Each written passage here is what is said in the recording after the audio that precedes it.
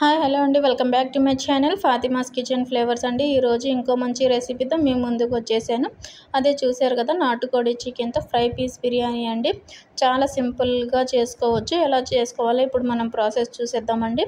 Stove మీద pan పెట్టి అందులో 2 స్పూన్స్ వరకు ఆయిల్ వేసుకోండి. అందులో 4 నుంచి 5 వరకు మిరియాలు, ఒక 3 లవంగాలు, 2 ఇలాచి, కొద్దిగా దాల్చిన చెక్క వేసి 1 సెకండ్ ఫ్రై చేసుకోండి. ఫ్రై చేసుకున్న తర్వాత ఒక పెద్ద సైజు ఉల్లిపాయ, ఒక పెద్ద సైజు టమాటా అనేది నేను మిక్సీలో వేసుకున్నానండి.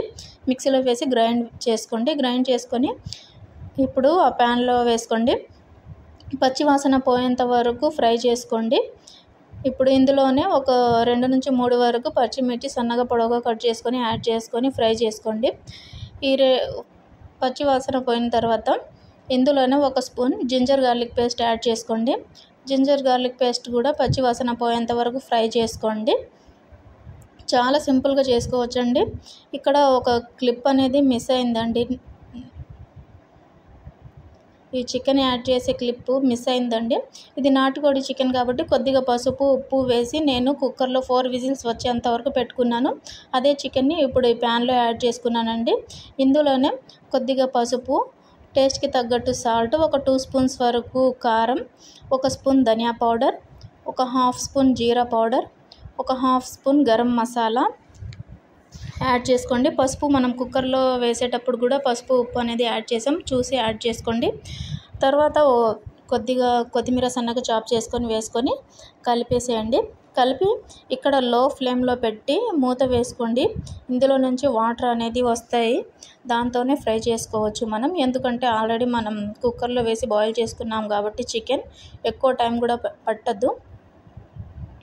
అదే నార్మల్ చికెన్ అయితే డైరెక్ట్గా ఫ్రై చేసుకోవచ్చండి, అది తొందరగానే కుక్ అయింది కాబట్టి. ఇది నాటుకోడి చికెన్ కాబట్టి నేను కుక్కర్లో బాయిల్ చేసుకున్నాను. ఈ వాటర్ అన్నీ ఇంకిపోయేంత వరకు ఫ్రై చేసుకోండి. ఈ చికెన్ అనేది ఆ వాటర్తోనే ఫ్రై చేసుకోండి. ఇంకా ఎక్స్ట్రా వాటర్ ఏమి యాడ్ చేయాల్సిన అవసరం లేదండి. మనం చాలా సింపుల్గా చేసుకోవచ్చు, చాలా టేస్టీగా కూడా ఉంటుందండి. ఒకసారి ట్రై చేసి చెప్పండి ఎలా వచ్చిందో. అందులోనే కొద్దిగా కొత్తిమీర అనేది యాడ్ చేసి ఇప్పుడు ఈ ప్యాన్ అనేది పక్కన పెట్టి స్టవ్ మీద ఒక వెడల్పు గిన్నె పెట్టుకోండి. అందులో 1 స్పూన్ నెయ్యి, 1 స్పూన్ ఆయిల్ యాడ్ చేసుకోండి. అందులో హోల్ గరం మసాలాస్ అనేది యాడ్ చేసుకోండి. మిరియాలు, లవంగాలు, ఇలాచి, పెద్ద ఇలాచి, జాపత్రి, కొద్దిగా షాజీరా యాడ్ చేసుకొని ఒక 1 సెకండ్ ఫ్రై చేసుకోండి. ఇందులోనే 1 స్పూన్ అనేది కాజు యాడ్ చేసుకోండి, జీడిపప్పు యాడ్ చేసుకొని లైట్గా ఫ్రై చేసుకోండి. ఫ్రై అయిన తర్వాత ఇందులోనే ఒక చిన్న సైజు ఉల్లిపాయ సన్నగా పొడవుగా కట్ చేసుకొని వేసుకోండి. చూసారు కదా, సన్నగా పొడవుగా కట్ చేసుకొని లైట్గా ఫ్రై చేసుకోండి. ఇది కూడా కుక్ అవ్వాలి. ఉల్లిపాయ కూడా వేగిపోయిన తర్వాత ఇందులో ఒక చిన్న సైజు టమాటా, కొద్దిగా చాలండి, అంటే మీరు చేసుకునే క్వాంటిటీని బట్టి యాడ్ చేసుకోండి. ఒక చిన్న సైజు టమాటా కూడా సన్నగా పొడవుగా కట్ చేసుకొని వేసుకొని సాఫ్ట్గా కుక్ అవ్వనివ్వండి. ఈ టమాటా కూడా చక్కగా సాఫ్ట్గా కుక్ అయింది కదా. ఇప్పుడు ఇందులో కూడా 1 స్పూన్ జింజర్ గార్లిక్ పేస్ట్ వేసి పచ్చివాసన పోయేంత వరకు ఫ్రై చేసుకోండి. అప్పుడప్పుడు నా నాటుకోడి కూడా ట్రై చేస్తూ ఉండండి, బాగుంటుంది. చూసారు కదా, చక్కగా ఫ్రై అయ్యాయి. ఇప్పుడు మనము ఏ గ్లాస్తో అయితే రైస్ తీసుకున్నామో అదే గ్లాస్తో 1 గ్లాస్ రైస్కి 1.5 గ్లాస్ వాటర్ యాడ్ చేసుకోవాలండి. నేను 2 గ్లాస్ రైస్ తీసుకున్నాను, 3 గ్లాస్ ఆఫ్ వాటర్ అనేది యాడ్ చేసుకుంటున్నాను. ఈ ప్రాసెస్ స్టార్ట్ చేయకముందే బాస్మతి రైస్ అనేది చక్కగా వాష్ చేసుకొని నానబెట్టుకొని పెట్టుకోండి. ఓ అరగంట నానితే చక్కగా బాగా వస్తుంది రైస్ అనేది.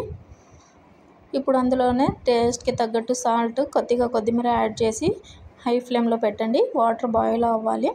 చూసారు కదా, చక్కగా వాటర్ బాయిల్ అవుతున్నాయి. ఇప్పుడు మనం నానబెట్టుకున్న బాస్మతి రైస్ ఇందులో యాడ్ చేసుకోండి. 1 గ్లాస్ రైస్కి 1.5 గ్లాస్ వాటర్ అనేది సరిపోతాయండి. ఒకసారి బాగా కలిపేసి హై ఫ్లేమ్లో పెట్టి మూత వేసుకోండి. ఓ 5 మినిట్స్ తర్వాత చూసారు కదా, వాటర్ అన్నీ ఇంకిపోయి రైస్ అనేది పైకి వస్తుంది. ఇంకా కొన్ని వాటర్ ఉన్నాయి. మీడియం ఫ్లేమ్లో పెట్టి ఇంకో 5 మినిట్స్ పెట్టుకున్నాను నేను. ఇప్పుడు వాటర్ అన్నీ ఇంకిపోయాయి, లైట్గా తడి ఉంది అంతే.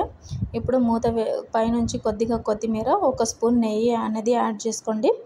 యాడ్ చేసుకొని మూత వేసి ఓ 5 మినిట్స్ వదిలేయండి లో ఫ్లేమ్లోనే. రైస్ అనేది చక్కగా కుక్ అయింది. చూసారు కదా, పొడి పొడిలాడుతూ చక్కగా రెడీ అయిపోయింది రైస్ అనేది. రైస్ కూడా చక్కగా కుక్ అయిందండి. ఇప్పుడు మనం ఫ్రై చేసి పెట్టుకున్నాం కదా నాటుకోడి చికెన్, ఇప్పుడు ఈ రైస్లో యాడ్ చేసుకోండి.